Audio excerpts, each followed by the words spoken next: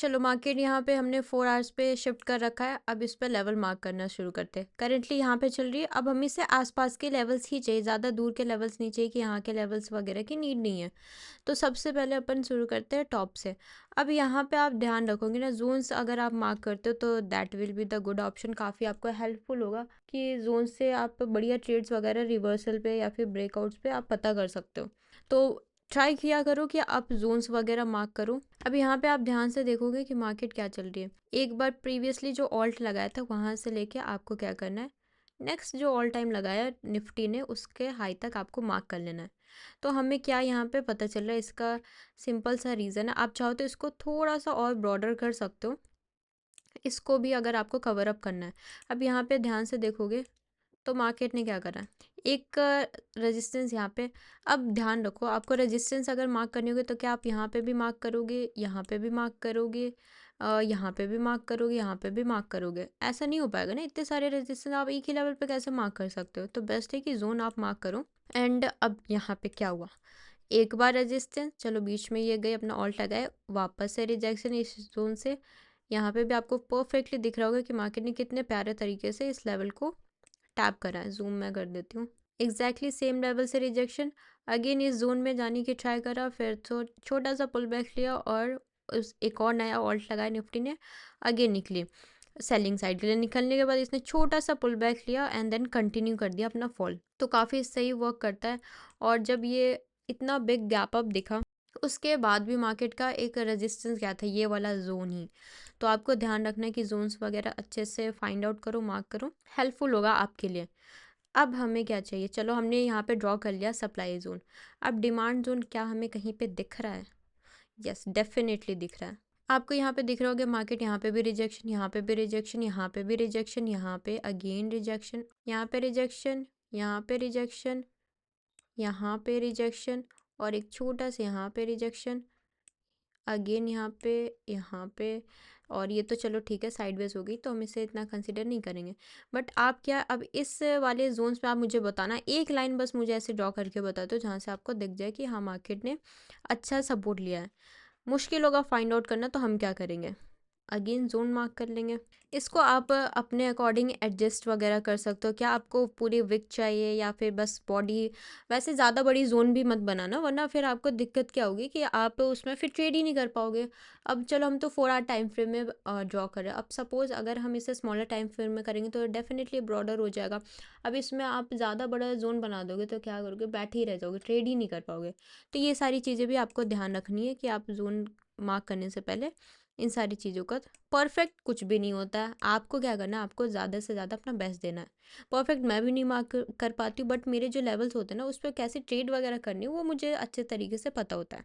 तो ये जोन आपने यहाँ पे ऐसे मार्क कर ली।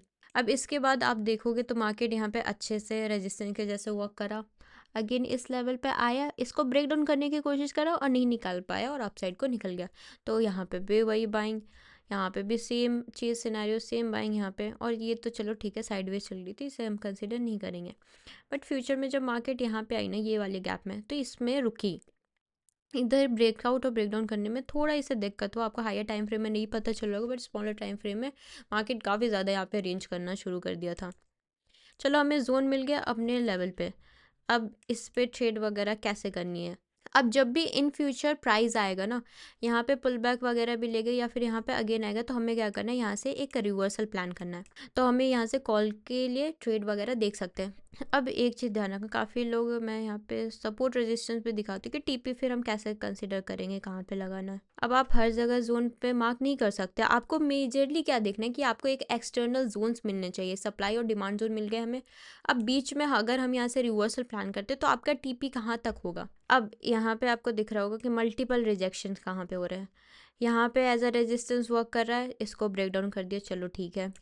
और यहाँ पे भी अगेन ये वाली कैंडल ली, इसका सपोर्ट लेने के बाद इस लेवल को क्रॉस करा और अच्छी बाइंग दिखी।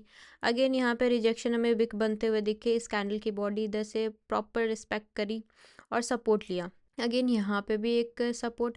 अब आप बोलोगे कि इसका ब्रेकडाउन भी तो हो रहा है इतने अच्छे से, बट आपका ब्रेकडाउन ना एक क्लियर सिग्नल और भी स्ट्रांगनेस दिखाता है उस लेवल की। अब सपोज यहाँ पे आपने लेवल मार्क करी, एक रिवर्सल, दूसरा रिवर्सल, तीसरा रिवर्सल और चौथे बार में ब्रेक डाउन कर दिया और फिर अगेन इधर से रिवर्सल। तो आप बोलोगे ये तो वर्क ही नहीं करेगा, ये कैसे सपोर्ट हुआ? जब इसने ब्रेक डाउन कर दिया तो फिर हम इसे सपोर्ट के जैसे थोड़ी कंसिडर कर सकते हैं। बट ऐसा नहीं है भाई, ये और स्ट्रांगनेस शो करता है कि मार्केट में इतनी ज़्यादा बाइंग स्ट्रांग है ना कि मार्केट इस लेवल को ब्रेक डाउन करने के बाद भी 3 बार रिस्पेक्ट करने के बाद भी ब्रेक डाउन कर रही है, तब भी सस्टेन नहीं कर पा रही और रिवर्सल ले रही है। और एक कॉन्सेप्ट होता है, अगर आप जानते होगे, लिक्विडिटी स्वीप, तो वो सारी चीज़ भी यहाँ पे इम्प्लीमेंट होती है। तो ये स्ट्रेंथ शो करता है और भी स्ट्रांगनेस शो करता है कि लेवल्स काफ़ी अच्छा मार्क है। इसमें और भी लेवल्स वैसे मार्क हो जाएंगे, आप चाहो तो। अगर आपको 4 आवर पे टाइम फ्रेम पे समझ में नहीं आ रहा तो 1 आवर पे शिफ्ट करके कर लो। डिपेंड करता है कि आपके लिए कौन सा टाइम जोन अच्छा है और अच्छे से वर्क करता है।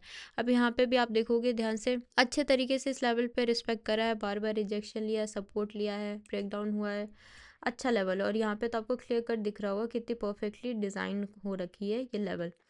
1 टाइम फ्रेम में शिफ्ट करते अगर कुछ दिखता है तो हम देख लेंगे, कोई लेवल वगैरह या फिर कोई ट्रेंड। 1 आवर टाइम फ्रेम में वैसे तो कुछ नहीं दिख रहा है। ये छोटा सा जो ट्रेंड है वो हमने डेली टाइम फ्रेम में बात कर ली थी। अभी के लिए तो यहाँ पे कोई सिनेरियो बनते हुए नहीं दिख रहा है। 15 मिनट पे भी देखेंगे। 15 मिनट में आपको क्या देखना, चलो हाइयर टाइम फ्रेम में हमने जोन्स वगैरह मार्क कर ली, बट 15 मिनट पे भी आपको कंसिडर करना है क्या कहीं पे जोन्स है। तो यहाँ पे आपको दिख रहे होंगे ये वाला जोन निफ्टी में, जिसको निफ्टी नहीं ब्रेक डाउन कर पा रही है। और अगेन सेम चीज़ यहाँ पे क्या हो रहा है, लो प्राइस रिजेक्शन मार्केट यहाँ पे बार बार हो सकता है कि अगेन कल के दिन अगर रेंज में ओपन होती है तो पॉसिबिलिटी है कि यहाँ पे सपोर्ट ले और फिर इस लेवल पे टकराए, अगेन ये नैरो होता चला जाएगा और फिर जब इसका ब्रेकआउट आएगा ना, वॉल्यूम अच्छी हुई तो काफ़ी अच्छी बाइंग दिखेगी इस जोन पे।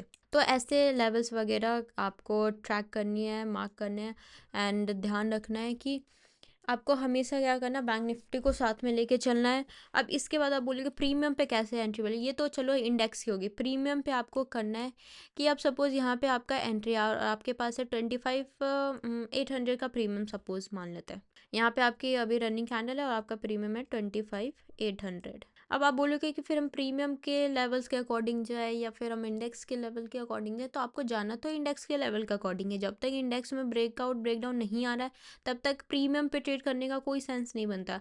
आपको मैच करने लेवल्स, क्या यहाँ पे जो लेवल्स आ रहा है अगर हम प्रीमियम पे देखेंगे तो कौन सा वो ऐसा लेवल होगा जहाँ से ब्रेकआउट आने के बाद ये दोनों अच्छे से सिंक करेंगे और एक परफेक्ट एंट्री बनेगी। तो वो सारी चीज़ें आपको खुद से बाय प्रैक्टिस करते हो, ये चीज़ आपकी होगी लाइव मार्केट में पॉसिबल। तो अगेन बोलूँगी कि प्रैक्टिस करो, बिना प्रैक्टिस के कुछ भी नहीं होगा, ऐसे ही फंसे रह जाओगे मार्केट में, कोई सेंस नहीं बनेगा फिर।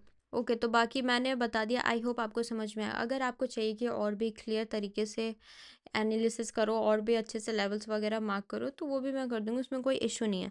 बट अगर आपको डेली बेसिस पर इस प्रोसेस को फॉलो करोगे, multiple time frame analysis, fresh zones और क्लीन लेवल्स वगैरह मार्क करोगे तो धीरे धीरे क्या होगा, तो आप देखोगे कि आपकी एंट्रीज जो है ना वो क्लियर हो रही है और ओवर ट्रेडिंग कम होगी। सबसे भारी दुश्मन आपका जो कि है वो है आपका ओवर ट्रेडिंग, वो कम होने लगेगी। परफेक्ट लेवल नहीं होता, आप गलत जगह एंट्री करते हो, फिर ऐसा हिट होता है, फिर क्या करते हो आप वापस से रिवेंज में एंट्री करोगे दूसरे लेवल्स में।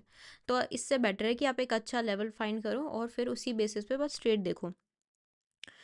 याद रखिए लेवल्स और जोन्स कोई मैजिक नहीं है, लेकिन जब डिसिप्लिन के साथ यूज़ होते हैं तो ये ट्रेडिंग को सिंपल बना देते हैं। तो ये सारी चीज़ आपको ध्यान रखनी है कि कोई भी परफेक्ट नहीं होता, कोई भी आपको परफेक्ट लेवल निकाल के दे ही नहीं सकता, सब में कुछ ना कुछ कमी होती ही होती है। बट वो क्या करता है, वो उस कमी को समझता है और फिर उस पर वर्क करता है। तो या धीरे धीरे ये सारी चीज़ें आपको प्रैक्टिस के साथ ही आएंगी, एकदम से बिल्कुल भी नहीं आएंगी। और आपको नेचर समझना है हमेशा। आपको अब मानो सप्लाई डिमांड जोन यहाँ पे वर्क करी, क्या पता किसी इंस्ट्रूमेंट में ऐसा हो कि उसका ब्रेकआउट बेस्ट मिलता हो 1 टाइम टेस्ट करने पे ही लेवल पे। तो वो आपको नेचर भी समझ में आना चाहिए कि अब निफ्टी का नेचर क्या है, बैंक निफ्टी का नेचर क्या है, इक्विटी का नेचर क्या है। तो सबके डिफरेंट डिफरेंट प्राइस एक्शन होते हैं कि वो प्राइस पे कैसे रिएक्ट करते हैं। तो वो चीज़ें आपको समझना पड़ेगा। और उसके लिए आपको क्या करना है, पहले कुछ मान लो आपने निफ्टी चूज़ कर लिया और कोई भी एक स्टॉक चूज़ कर लिया, या फिर आपने निफ्टी, बैंक निफ्टी और सेंसेक्स, इन तीनों इंडेक्स को चूज़ कर लिया कि आप इसके अलावा और दूसरी किसी में ट्रेड करनी नहीं है। तो ओवर द प्रैक्टिस करते हो ना, आपको क्या होगा कि एक टाइम के बाद आपको समझ में आ जाएगा कि भाई निफ्टी अपने लेवल्स पाने के बाद क्या रिएक्शन करती है। क्या यहाँ पे बाइंग करके निकल जाती है, सॉरी ब्रेकआउट करके निकल जाती है, या फिर फंसाती है बायर्स को। ये सारी चीज़ें आपको धीरे धीरे क्लियर होने लगेंगी। तो ऑल द बेस्ट, प्रैक्टिस करो। कुछ भी डाउट हो तो let me know in the comment section, and thank you so much for watching.